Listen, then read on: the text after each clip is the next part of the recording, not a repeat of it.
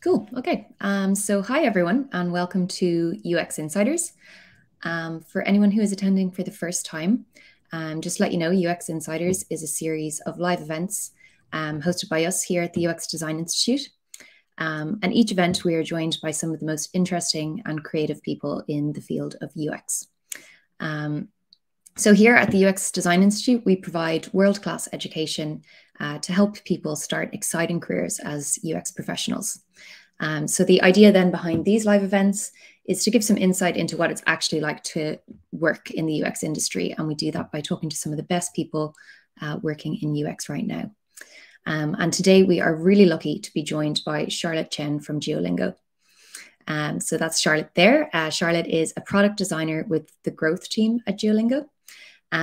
So a bit of a background for Charlotte. So while she was working towards her computer science degree at the University of British Columbia, she realized that she didn't enjoy coding. So she started learning UX during her free time.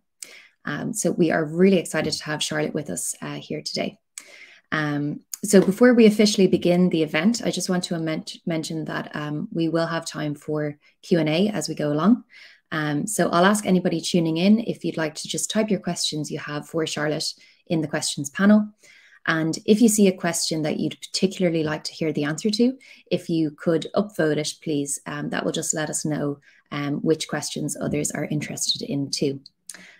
So that's everything. So Charlotte, you're very welcome to UX Insiders, and we're delighted to have you here today. Thank you for joining us. Hey, Rachel. Thank you so much for having me. I'm so excited to be here and to talk to everyone. That's great. Thank you so much. So I guess maybe to start off, for anybody who is here and maybe doesn't know anything about DuoLingo, maybe before, because I know you have a presentation to run through, which is great. But before that, maybe you could just tell us really basic kind of what DuoLingo is and what it's about. Yeah, for sure. So DuoLingo is a language learning app. We teach users a bunch of different languages through a really neat and really cute way. It's a really cute app, and we're known for our gamification features. Cool. That's great. Excited to hear more about the gamification. So yeah, I know you have a presentation prepared, so feel free to start that up whenever you're ready. Okay, sounds good. I'm just looking at the chat, and it seems like there's a few people from Canada. I'm also Canadian, so hello, everyone. Nice to meet you all. Let me share my screen, and we can get started. Perfect.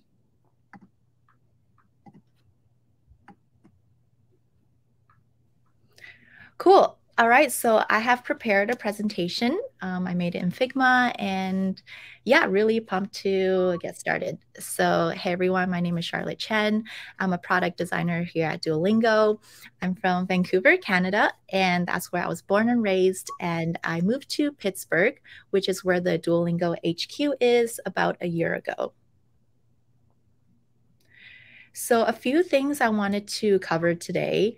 The agenda is I want to go through my background. I didn't come from a design background, and I'm sure a lot of you guys didn't either. So I want to speak to a little bit of that. I would like to share some of the DuoLingo projects our team has been working on. I'd like to share what a typical day at work looks like and a little bit about the culture.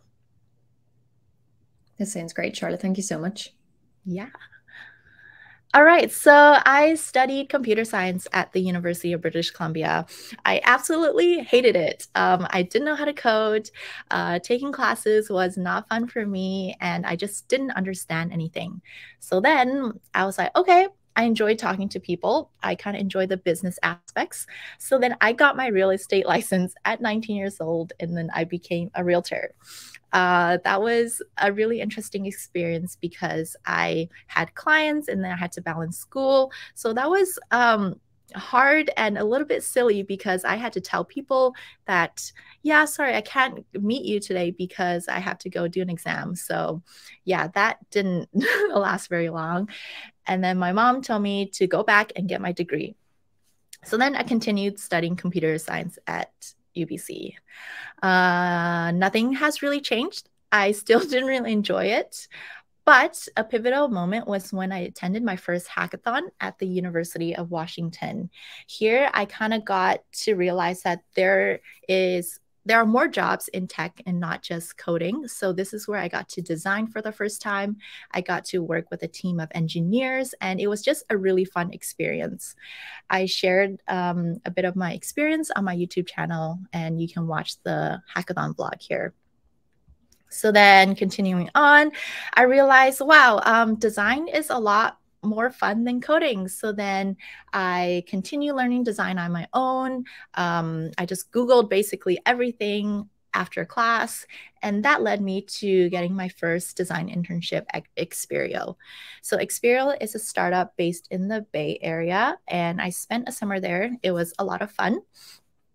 And then during my last year of school, I just picked up a lot more freelance and contract work during school. And this allowed me to just gain more experience, add to my portfolio, and just have the experience working with real clients, which I thought was really important. And then that led me to getting my design internship at DuoLingo. This was a couple summers ago, and it was so much fun. It was remote, but I still felt really close to my team. I also have a video of this up on my YouTube channel, so be sure to check it out if you want to hear more about my experience. But I'd say the learning and the design journey doesn't really stop there. Right now in my free time, I still like to learn a lot in design. So I think the Web3 space, the blockchain space is really interesting. And what's neat is that there's a lot of really talented engineers there, but there's not a lot of designers. So I like to kind of dabble in those areas. So if you're looking into Web3 or blockchain, please make sure you search into that. Creating no-code websites with Webflow. So Webflow is a really interesting tool where you can create really powerful animations and websites, and all without coding. So if you are looking to create a website, I highly recommend this. And I also like to mentor aspiring designers. I just know that like in my design journey, there has been a lot of people that has helped me along the way. Just strangers on LinkedIn that are so kind and so generous with their time. So I like to also give back and also like do coffee chats with you guys. So this is what I do outside of DuoLingo.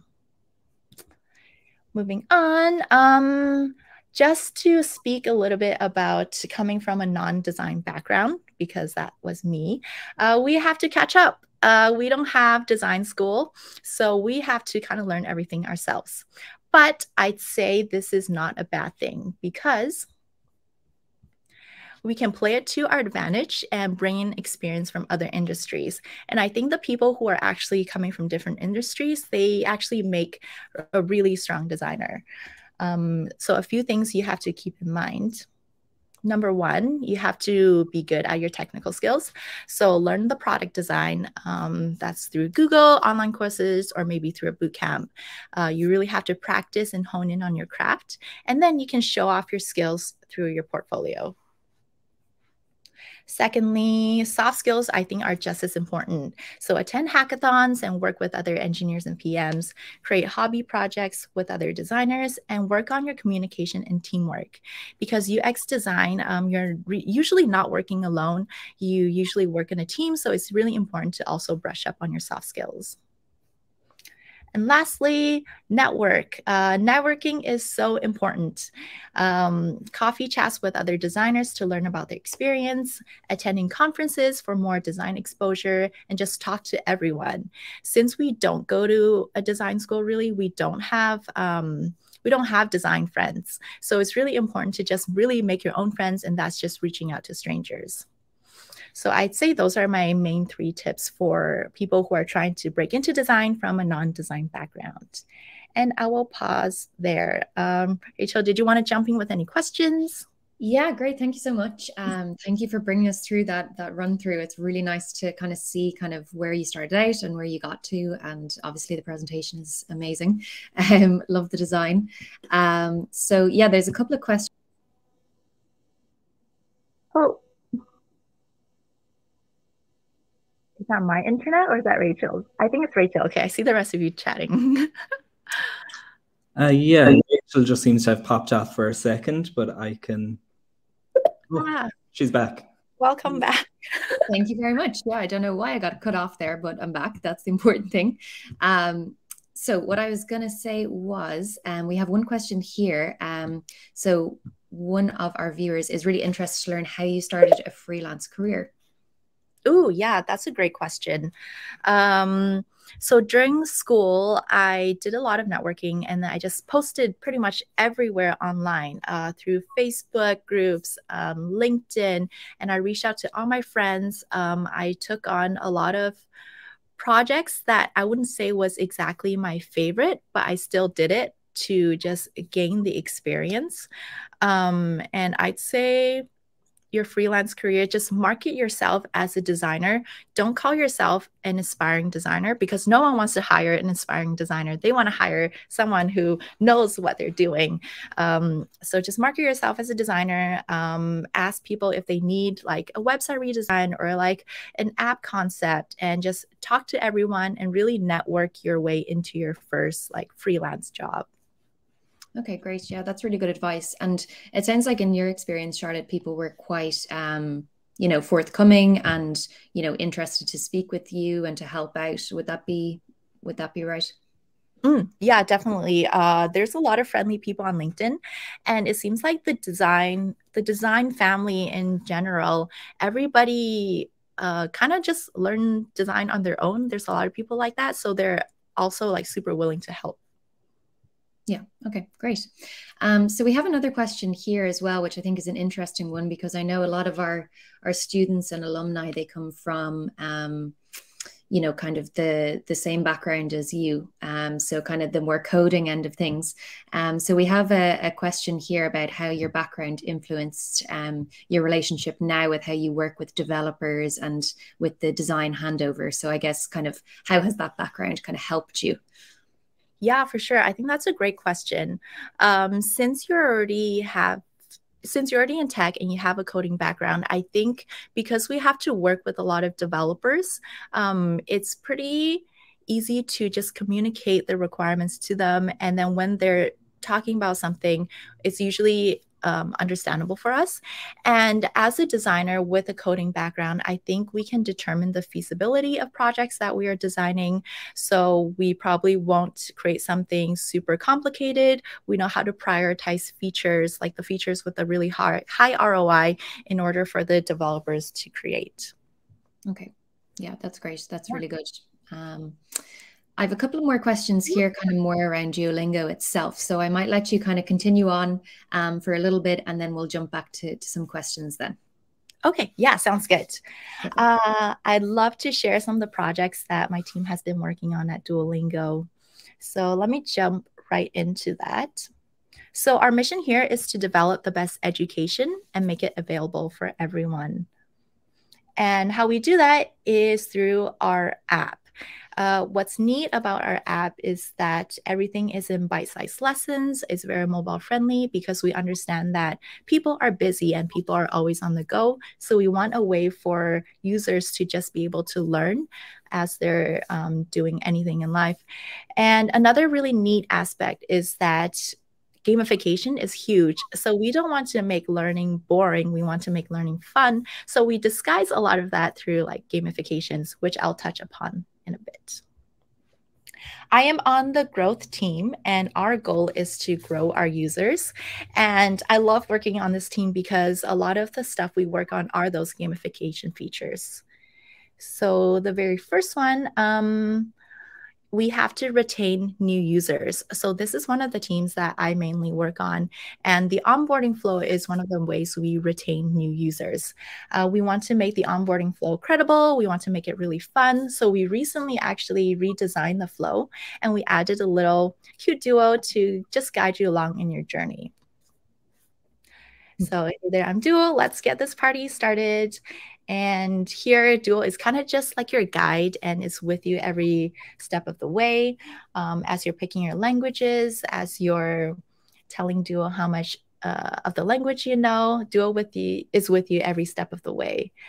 And we just made this whole process really fun, really cute. So hopefully this retains new users. And moving on, not only do we have to retain users, we also have to retain our existing users. And through a mechanism called Streak, which is one of our most popular features at DuoLingo, we're able to do that. When users see a streak, they want to come back and get a higher streak the next day. So we thought a really high ROI feature is to explain exactly what the streak is. And this is something I worked on. So if you're a user seeing the streak for the first time, you can tap on what's a streak. And a streak counts how many days you've practiced in a row, miss a day, and it resets to 0. And your streak restarts next time you do a lesson. So we thought that by explaining what a streak is, users will understand and come back to it. Oh, someone has a 280-day streak in the comments. That's awesome. I love that. Yeah, I've seen a 900-day streak there from someone as well. Oh my God, that's insane. Yeah. Good job, guys. Another one of our features is the leaderboard. So I think people are inherently competitive. They want to really beat their friends. So we want users to spend more time learning, and through a leaderboard, users are more incentivized to keep doing lessons and move up the leaderboard. Another feature that our team tackles is trying to connect users with other users. So we have the kudos feed. And by increasing social interaction between users, you're more likely to come back and you just feel the motivation to keep going. So this is also a great feature. And last but not least, I talked a little bit about the internal features, but we also want to reach external audiences. So through a feature called Share Cards, we make the share cards really fun. And this way you can share on your social media, and hopefully that captures the attention of non-Duolingo users as well. And yeah, that's a little bit about the projects. I'll pause there if anyone has any questions. Yeah, there's a couple of questions coming in. We have one question that isn't related to these projects in particular, but in terms of portfolio projects and building your portfolio. So would you have any advice, they're wondering, on how to build a good portfolio, how to get feedback on it, and really how to land that first job? Yeah, I think there's a couple things with your portfolio. I think it's really tough to get a really good portfolio. And how I did it was I just looked at tons and tons of examples. So I think Cofolio is really great. Best Folios is really great. Maybe I can type this up later and share with you guys. But I think just by looking through a lot of examples, you kind of understand how other designers structure their work. And you're able to just kind of replicate that and really follow the same steps. Because if you look at all the case studies, they're all pretty similar. You just have to create your own project around it. So just make sure your portfolios are top notch. Another really great tip that I often give to people is that if you are applying for a job, let's say at, I don't know, like Google, and you're curious if your portfolio will make the cut, just look at some of the other new grads that have joined Google recently and search up their portfolios. Chances are that's the bar that they are hiring at, and you really want your portfolio to be just as good as theirs. I'd say that's one of my tips for new designers. Yeah, that's great advice. Particularly, I think what you're saying about checking other, new hires and their portfolios. And I know there's lots of articles. We have an article ourselves about kind of, alumni portfolio examples. And it's a great place to kind of get inspiration and to understand, what the standard is and what employers are looking for. I have one other question I might ask you from one of our viewers at the moment. So this is, how do you come up with features like these, such as the streaks and the kudos? So how is the research process that you go through to ideate and test new features like these?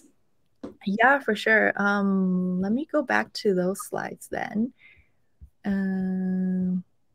Sure, let's talk about, maybe I'll use kudos as an example. This is not something that I worked on, but the question was, how do you come up with these features? So DuoLingo has been around for 10 years. We just hit our 10-year anniversary, and we have a lot of research that we've done, and we kind of understand user behaviors. So we are really just checking back on like what we know users like. We do a lot of UXR, so user research with any new features we want to create, and just to kind of gauge the interest of users. Once we feel like we have an idea that's going to be good ROI, we would test it out. We would create designs, we would implement it, and just see what the general feedback is. So I'd say like coming up with these features is not like we think about it right away, but it's probably through years and years of research and just understanding our audience. Okay, great. So it sounds like at DuoLingo, research is really at the core of what you do. And yeah, just understanding our users. Yeah. Okay, great. So there's been a couple of questions coming in about, jobs at DuoLingo and that kind of thing, but I know you're going to cover that as you go along. So I'll just pause on that question for the moment and let you continue for a little bit. Sure, sounds good.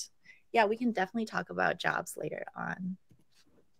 Okay, I want to share what a typical day looks like at DuoLingo. And this is probably one of my favorite parts of the presentation because DuoLingo is just so much fun and you don't really see what's behind the scenes. So I'd love to share some of the clips that I've compiled for you guys.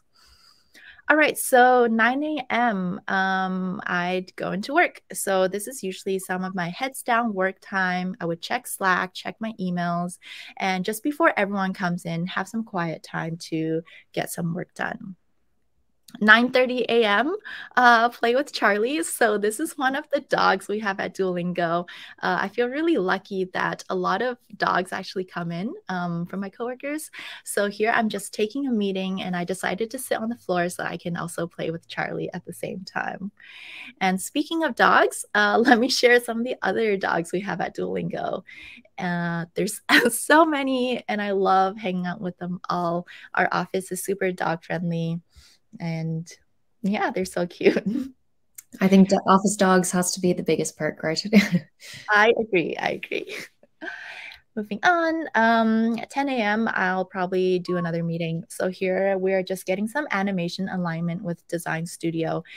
We have a really talented design studio team, and that consists of animators and illustrators, and they are the ones that work on the really cute animations in the app. So here we are just trying to get some alignment. Next, I'm getting requirements for a new project I'm working on with the PMs. So here we are just doing some brainstorming. We are doing some wireframing, sketching out some initial concepts and talking through. So this is also a really fun part because I get to collaborate with people from other functions. And moving on, 12:30, it's lunchtime. Lunch is also one of my favorite parts of DuoLingo. I go into work every single day, probably because of the lunch. So we have an in-house chef and they cook up lots of delicious food. It's different every single day. So we all get in this massive lunch line. We grab our food buffet style. And yeah, these are some of the dishes. So the sliders are really good. The salad's really good. And here we had some steak, super delicious. And I think one of the best parts about lunch is that we get to sit at these long tables, long cafeteria tables, and we just get to eat with our coworkers. And this is a really great chance to talk about non-work things and just socialize with people that aren't in your function. So I think this is a really great aspect. Moving on, after lunch, I'd probably go to another meeting. So here I am checking in with an engineer. We are working on a project together, and I just want to make sure that the designs, his work looks like what I have designed. So we are checking it out here. And next step, I'm checking in with QA for dark mode and localization, working on an app that's for a lot of different languages. We really have to keep in mind how the font scale and just how it looks in different languages.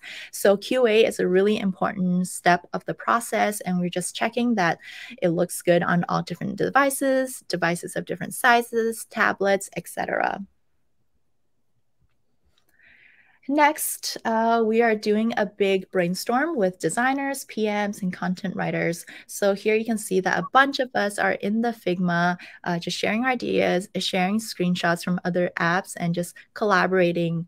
So usually before we kick off a big project, we would do something like this to just get everyone's thoughts down and then consolidating later on. So at DuoLingo, we have pretty hybrid work. So some people choose to stay at home. I choose to go into the office. So here's an example of us taking a meeting where some people are tuning in over Zoom and some of us are in the office.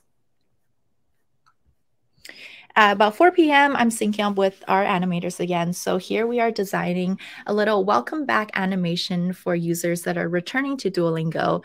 And he's just showing me his initial sketches and also showing me how the sketches turn into a real life animation in After Effects. So this is really cool. The animation step, we don't really have to do as product designers because we have animators that handle all of that. Okay, 5 p.m. That's pretty much the end of the day, and I probably need some sugar at this point. So we have a really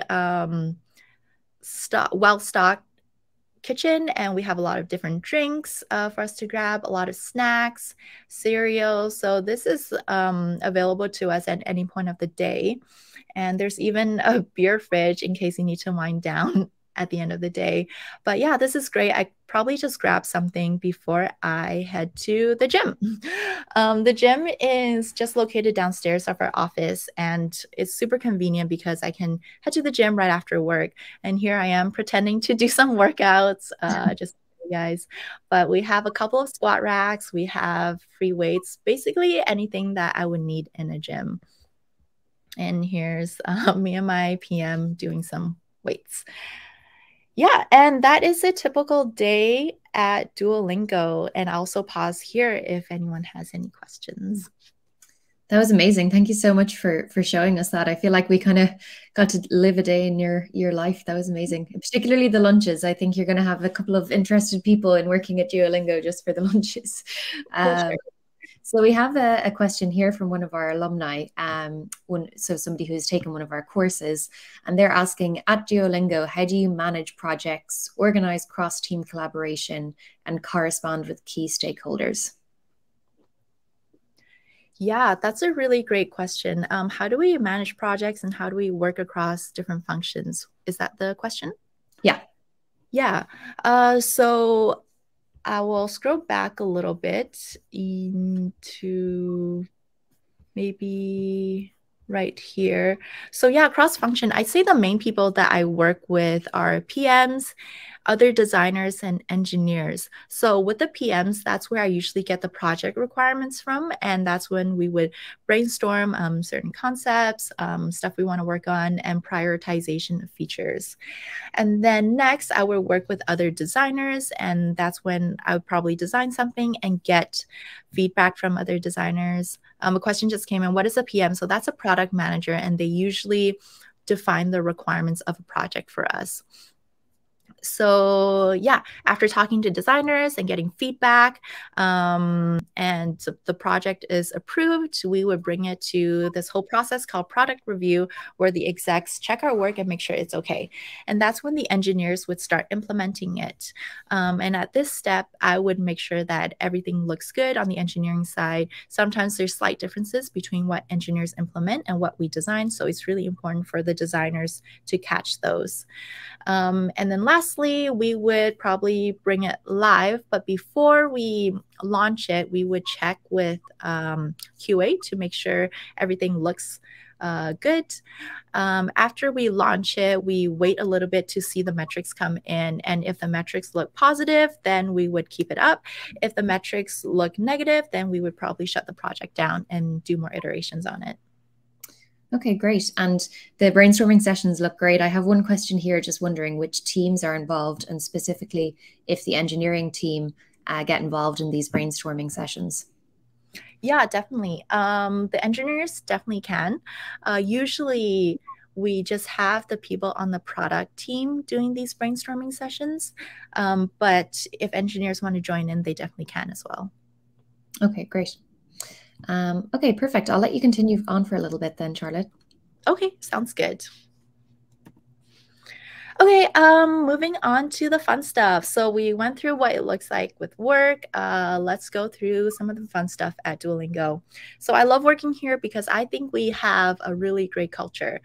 We have this games room where we can play lots of board games. We have pool table, ping pong table. We have this massive TV, and some of the popular games that people play are Smash, FIFA, I think. The card game. I don't really know. I don't really play video games. But yeah, we would all hang out here with our coworkers. And the next thing is volleyball. So we have a pretty active volleyball club here. And this is what usually takes up most of my time on the weekends, just playing volleyball with my coworkers. And moving on, it seems like we have a party every month. And that's what really surprised me about working at DuoLingo. It's just so much fun. And I think some of my favorite parties in life actually has been with my coworkers. I love just being at the venue and like looking out and realizing, wow, like all these people are my friends. Like that's a really unique experience. So we have a party every month, and pictured here is us celebrating our 10 years. So they provided lots of food, open bar, lots of really cute decorations. And this one was pretty special because they invited out Carly Rae Jepsen, and she actually performed some of her top hits. So that was a lot of fun. Wow, that's amazing. Yeah, for sure. We also have an annual Cancun trip where the whole team just takes like 3 days off and they fly us out to Cancun. And here's a picture of me drinking something at the beach. Here's me with some of the other designers. The food is usually really delicious and there's just so much variety. Yeah, Cancun is a great time to just relax and not have to think about work. Super beautiful. So this happened in February and it was really cold here, but we all got to go to Cancun. So it was really nice and warm. And yeah, it was awesome. And here's our entire group of coworkers. Yeah, and I'll also pause there. Yeah, great. So some questions coming in again about, whether people work remotely for DuoLingo, whether there are, remote roles available, that kind of thing. So maybe you could talk a little bit about that. Yeah, for sure. So to give you guys an idea of all our different office locations, we have some in the US. So we have Pittsburgh, which is the headquarters. We have New York, Seattle. We also have a China office, and that's in Beijing. And then we recently opened a Berlin office. So most of the people do work at one of these offices. I think our company really emphasizes on like office culture. So we love having everyone in. So remote roles are usually not available. Okay, great. And I know you mentioned that there are a couple of roles available at the moment. I don't know if you want to talk a little bit about those. Yeah, so we have design roles open. I think they're about to release their design internships and design new grads. I think the thing with these positions is that you need to be in school, in college, and for you to apply to these. And I think that's for most tech companies out there, is that they require students to be in school. But I think that there's a lot of career switchers, and you might not always be in school when you're trying to get into design.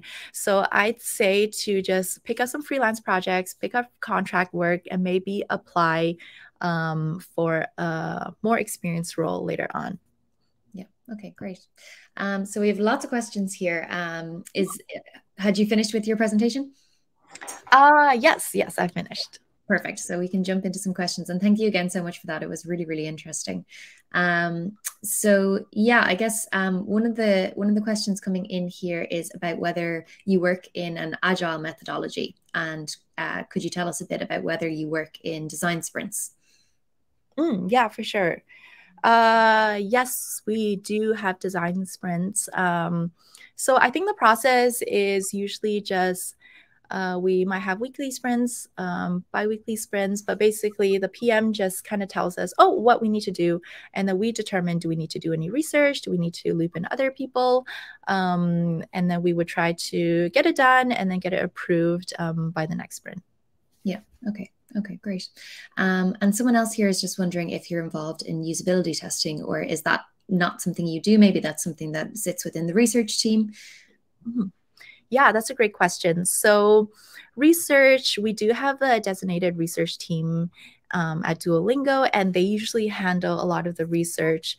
That being said, if we want to get involved in the research and just test out the designs that we have made and see what the user feedback is, we can definitely ask the research team to be looped in. Okay, so it's quite agile in that way that you can kind of just link in with them. You know, there's no barriers there to you kind of getting involved if you want to. No, not at all. Yeah. Okay, great. I'm interested as a researcher myself. You mentioned kind of the features within the DuoLingo app, and that if you launch something, you'll kind of check metrics, and that will kind of determine whether you continue or maybe you take it down to reiterate on it. Maybe you could just tell us a little bit more about that if you can, and how that works, what kind of metrics you track, that kind of thing. Yeah, that's a great question. So, for example, with streaks, let's say we are launching a new feature for streaks. And I think one of the main metrics we care about there is user retention. So after we launch the feature, we compare it with the control and see if our metrics are positive. If it is, then that means the new feature we design are probably retaining more users. And if the metrics are negative, then it probably means something isn't working and that we need to iterate on it again. And we can see all this in a really handy metrics dashboard that we have. It's an internal tool, and we're able to really see how users are performing, whether there's an increase, whether there's a decrease. So we're able to just check it ourselves without the help of like the engineers or anyone else. Okay, amazing. Yeah, I was going to ask that next. Is that something that you have to kind of, I guess, you know, interact with either the research team or engineers or whoever? But that's great that it's all set up that you could actually go in and take a look yourself. Do you find that you're kind of checking metrics often then if something is newly launched? Is it kind of like a couple of times a day thing, or how closely would you watch metrics like that? Not too closely. I'd say because it doesn't change much. Usually we have to wait a longer period to really see any of the big effects. So I just check it when I feel like it's appropriate to check it, I guess. Okay, great. So I have a question here that I think is a good one for you, given your background. So it's from someone who says that they're currently a front-end developer who loves design. So they're wondering if you have any tips for how they can make the career move towards being a UX or UI designer a bit easier. Yeah, for sure. So front-end designer, I did some front-end stuff actually. So I had a part-time job when I was in school doing front-end work for my university. And I think the transition is pretty similar to any other transition from other industries. You really just need to like learn the design skills. You need to like do your research, do your Googling, and just practice your craft. And I'd say as a front-end designer, as a front-end developer, your main advantage is that you can probably create a really sick website. So make sure your portfolio really shows that, show that it's clean, show that all your skills are on there. But I'd say the front-end developer role and any other role switching into design from non-design, it's all pretty similar, but yeah, there's no shortcuts, unfortunately. Yeah, but it sounds like kind of the advice you're giving, which I would really agree with, is finding the points of relevant points in what you worked at and bringing those to UX design. Like just as an example, my background is in psychology. I had worked in psychology before. But, you know, empathy with users is a big part. So you kind of try and focus on those parts, the similarities that you can find, I guess, is kind of what you're saying there. Yes, exactly. Yeah. And a couple of people are asking specifically about challenges in the transition, and whether maybe you have some examples of challenges you encountered and how did you overcome those challenges? Yeah, for sure. I think the biggest one is not knowing what you don't know. There's so many different resources out there. And as someone who is used to school and having the curriculum thrown at me, when I try to Google stuff, there's just endless results. And I really don't know how to, like, where to start. And how I kind of just navigated that is I worked backwards. So I understood what you needed to get a job, and that is a resume and a portfolio. A resume comes with portfolio experience, I guess. So I put that last. And then I would search on best folios, co-folios, and really see what other designers are doing. And I would copy the same format and then made it my own with my own projects. So I'd say work backwards and just know like what you need to get that job and focus there. Okay, yeah, that's great advice. And just around the interview process specifically, I have a question here, just kind of any advice on the interviews specifically if you don't have much design experience per se, but have experience maybe in other areas. Yeah, for sure. So just through my experience recruiting, I see that a lot of the big companies, they just want you to be good at product design because that's what they're hiring you for. And the reason there is because they have a lot of other roles. So PMs, they have researchers, and they will be taking care of those roles.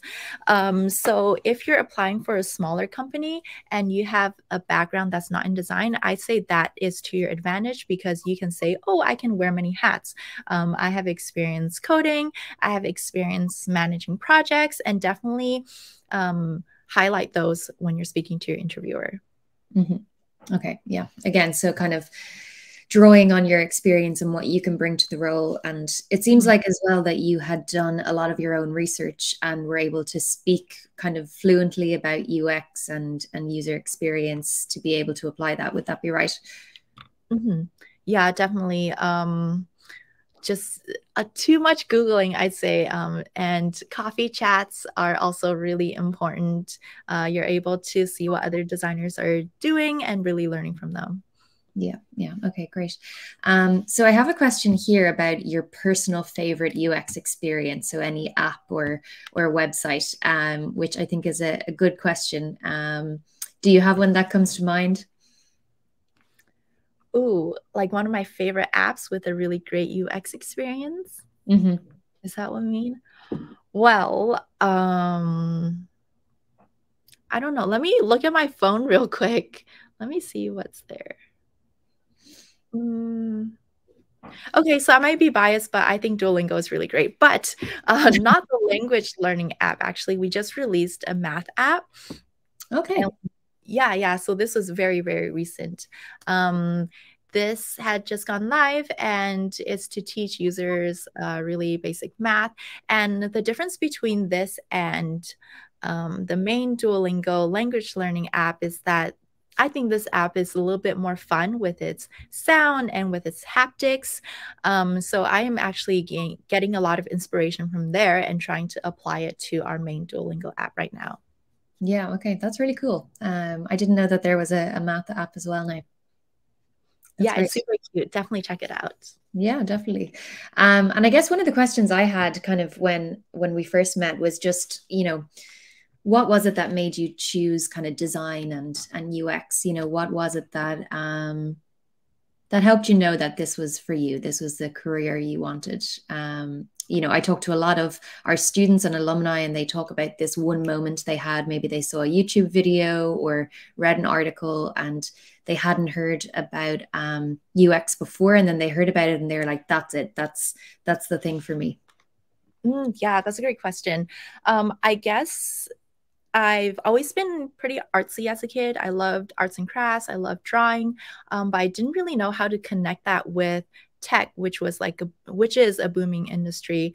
So then when I realized that there is a role in tech that allowed me to apply my creativity, I was like, ooh, this is really neat. And after watching some YouTube videos and seeing how people work in UX and like how much money they made, I was like, oh, this is really great. Let me definitely dive into this. So I say a few main things is that the work-life balance is really good. The salary is good. And just being able to collaborate and work with different people, I think that's also a really fun aspect. Yeah, and that was something I was going to ask you as well, kind of what kind of traits do you think a person working in design or UX needs to have? Because you've mentioned a lot about collaboration and working with other people. So I guess that's one thing. Is there anything else that you feel like a designer should have as a person? Or, you know, you mentioned soft skills in your presentation. So maybe something people who are hoping to move into this area could kind of work on or think about. Yeah, I think one of the big things is willingness to learn. I'm sure a lot of the audience here is coming from a non-design background, or you guys just want to learn UX design. And I think that's really awesome because a lot of it is self-taught, and you definitely need to have that drive and motivation yourself. And the tech field is changing constantly. Things are changing so fast. So you need to be willing to like keep learning and keep up with the trends, see what the new technology is, see if there's like better ways of doing what you're already doing. So the willingness to learn and just keep learning and know that this is a job that you cannot just get and then you can sit and chill, but you have to definitely keep learning. Yeah. And that kind of ties in nicely, I guess, to a question I have here about what was it that you think made you a successful applicant for DuoLingo? Or what was it about your application that you think kind of, you know, made you a success and got you to where you are? Yeah, for sure. I think one thing is being able to talk about projects that are relevant to the company you're applying for. So I know for mine, I had worked on an e-learning tool to teach guitar. So I had helped with the redesign of the whole thing. And so I was able to pitch that during my design interview and just talk about like what learners want, what the users want. And because I was able to tie in a lot of that with a language learning app, I think that really helped the interviewers because they kind of knew what I was talking about. Another thing, I actually went back and asked my design manager who interviewed me, like, why did you hire me? Like, what made me stand out? And then he was like, oh, like you basically made yourself a designer. I was like, oh, what do you mean? And he says, you came from a different background. You learned design on your own and you made yourself a designer. And he said, that is awesome. So yeah, okay. Play to your advantages. Yeah, absolutely. And kind of goes back to what you were saying about, you know, always being willing to learn and interested in staying on top of things. So I guess you must have shown that kind of from making yourself a designer, really. We also have some question about you know, the background of maybe your colleagues. So would they also be kind of self-made designers? Have others maybe done, you know, courses or, you know, whether that be professional courses or university courses in UX? Yeah, my colleagues here, and not just at DuoLingo, but just my design friends in general, a lot of them did go through a boot camp. Some of them just learned design on their own through Google, like me. And some of them did go to design school. So a lot of different backgrounds. Yeah. Okay, great. So we have a question here from someone saying, do you think a person who is 47 years old has a chance of making it in this environment? Oh my gosh, of course. Yes. And that's amazing because you have 47 years of experience that some of us new students don't have. So I say definitely draw those experiences in and just make sure you are on top of your tech game and learn the tools that you need. But definitely, that's awesome. I love that. Yeah, that's a great question. And I'd like to chip in on that one as well and also say 100% yes. Lots of our students who come and do our courses are, you know, lots of different ages. We've seen people of 47 and older make great careers in UX. And I would completely agree. You're bringing, you know, years of experience from different areas, and that can be great. So yeah, 100% I would agree. Yeah, I love that. Yeah. So we have a question here about dealing with imposter syndrome as a designer. Is that something you experience? Is it something you've had to deal with? Or what do you think about imposter syndrome as an idea? Imposter syndrome. Okay, that question always gets me because I always have to Google what it means every time someone asks me. But I think because I don't really know what that concept means, I cannot really answer at the moment. Yeah, no, of course. Like, I think that's the thing about imposter syndrome, right? It means different things to different people. Like, how I kind of think about it is like a feeling that you maybe don't really belong, or you don't have the qualifications to be where you are, or the experience maybe to be where you are. And it's a really difficult one to answer, I think. But I think from everything you've said,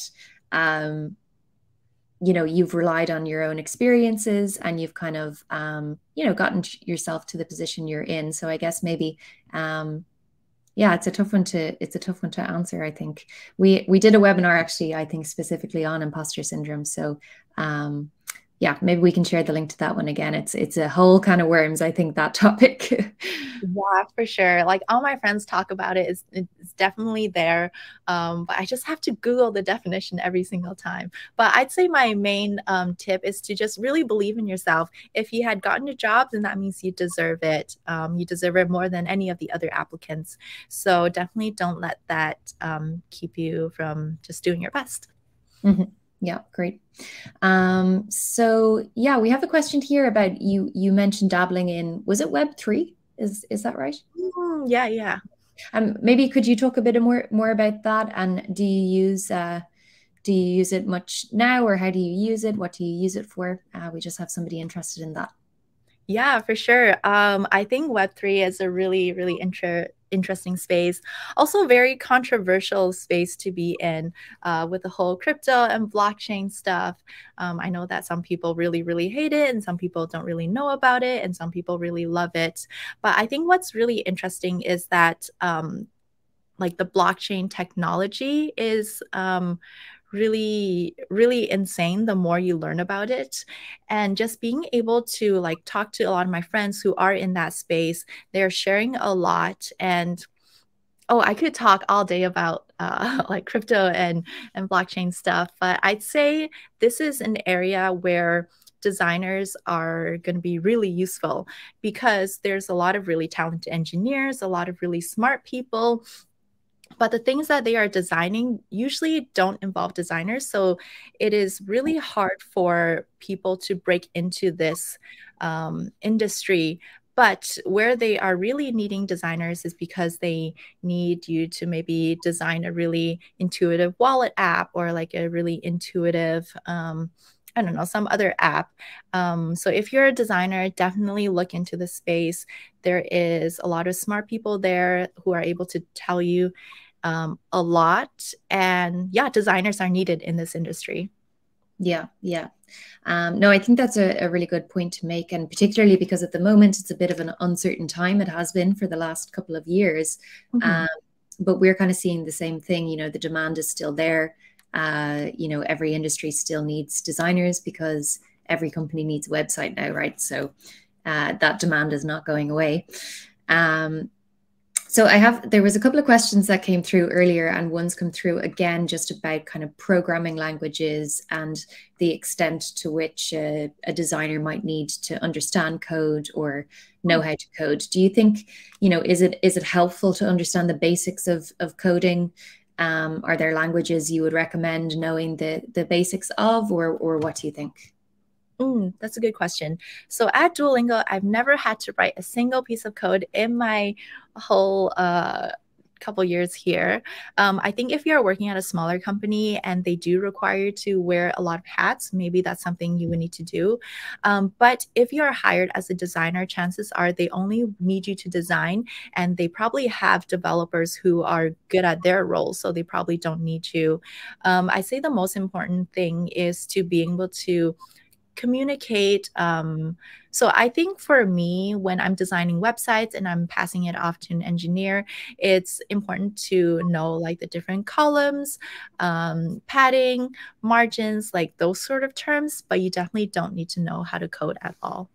Mm-hmm. Yeah, that's something, we would really agree with as well. We have a course actually in coding kind of fundamentals for UX designers, which isn't about learning how to code, but is learning how to communicate with developers. So that's exactly what you're saying there, just being able to speak the language, to use their terminology like you have just done there to make it a little bit easier. But, we've never really had anybody who has to be able to actually code anything. Yeah, for sure. Yeah, and I think that can come as a big relief for people, right, when they find out that, yeah, there's a life in tech without having to code, as you said. Yeah, for sure. Yeah, I really wanted to avoid it all during my entire university. And if you told me that I had to keep coding after school, I'd be like, no. So yeah, I'm glad I don't have to touch any of that anymore. Yeah. So I have a question here, and we're coming up to the last 5 minutes. So maybe this will be the last one, or maybe one more after this. But just to say thank you so much for all of your answers so far. It's been so useful. So we won't keep you too much longer. But I have one question here. So when you first started learning about design, which aspect of UX and UI did you focus on? Did you kind of take a holistic approach, or did you focus on one area in particular, maybe prototyping, visual design? Could you share your experience on that? Yeah, for sure. I basically learn everything. You need to know what you need to do for user research, prototyping, like you mentioned, visual design. I think all of it is really important when you are crafting your case study. And by dabbling in everything, you kind of know what you're the most interested in. So for me, as I was going through the whole process, I realized that prototyping was really fun, and seeing how certain buttons interact with each other and seeing how animations move. I think that stuff is really neat. So I try to showcase those strengths because I kept working on it, and I try to showcase that in my case studies. So I think just like start off broad, learn everything, and then once you realize you really like something, just make sure you get good at it, but you definitely need to know all the other skills too. Yeah, definitely. That's kind of the approach we take at the UX Design Institute as well, as kind of like, learn the full process and then choose maybe your niche or what you particularly like and focus in on that then. But everybody should kind of know the basics of the full process, right? Yeah, absolutely. Okay, perfect. So I have one last question then, which I think you've answered in different ways throughout this, but I will ask it just as kind of maybe just a final summary, because people are so interested in jobs and getting into UX as a career. So do you have any tips to stand out in any stage of the application process you could share? So portfolio, cover letter, CV, interviews, UX challenges, it's just a lot. So I guess maybe just as a sum up, would you have kind of, I don't know, maybe a standout piece of advice or something you've even said already that you want to reiterate? Yeah. Oh my gosh, I haven't done interviews in so long that I forgot there's actually a lot of components that we need to consider. Standing out, that was a question that I often asked people I had coffee chats with, like, how do I stand out? And I think there's a lot of strong designers that are applying for the same job. So it is very difficult to stand out, but you just want to make sure you are comparable with your competitors. So I think like what I had mentioned before, the main two things is check out the portfolios of other designers that are working there, because that is probably the bar that they are hiring at. And secondly is to really put your other experiences to advantage, and please draw those in because that will probably set you apart from the rest of the applicants. Yeah, and just keep networking, keep talking, make friends, like really try to make friends and not just professional networks in this design community. Yeah, I think that's really good advice. And kind of like what you said there, not to forget your own personality and to draw on that. And like the person who asked about, you know, is it possible to do this at 47? There's so many ways that kind of person could stand out and be different to everybody else. And, you know, no other designer is going to have had the exact same background as another person. So yeah, I think that's kind of, just to reiterate what you're saying, Charlotte, it's using kind of your own differences and making yourself stand out in that way. Yeah, definitely. And I guess 1 more minute left. I just want to share one quick thing before we end off. So we actually at DuoLingo, we have a little event coming up. If you are a student, we have a DuoLingo intern recruiting event coming up. So this is just for students, and you must be eligible for STEM OPT.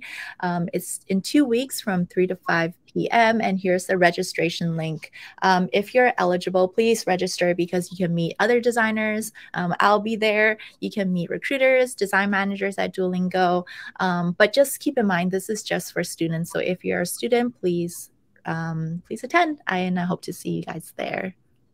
That's amazing. Thank you for sharing that. And I'm sure there will be a question on this, so I'll ask it just in case. Is that a college university student? When you say student, somebody attending full-time education? Yeah, these are just for people like in college and university. Yeah. Okay, perfect. Okay, well, that brings us up exactly to the hour. So the only thing left to say, Charlotte, is thank you so much for your time this evening. It's been so interesting, and thank you so much for all the work you did on your presentation. It was amazing to see that. And thank you for answering everybody's questions, and to everybody viewing from home, thank you for taking part, for all your really interesting questions. And that's it. We'll leave it there for today. Awesome. Thank you so much, guys. Connect with me on LinkedIn. I'll probably be posting an updated day in the life video of me at DuoLingo. So yeah, subscribe to my YouTube channel at Charlotte Chen. Yeah, thank you everyone so much. Thanks again, Charlotte. Thank you. Bye-bye. Bye.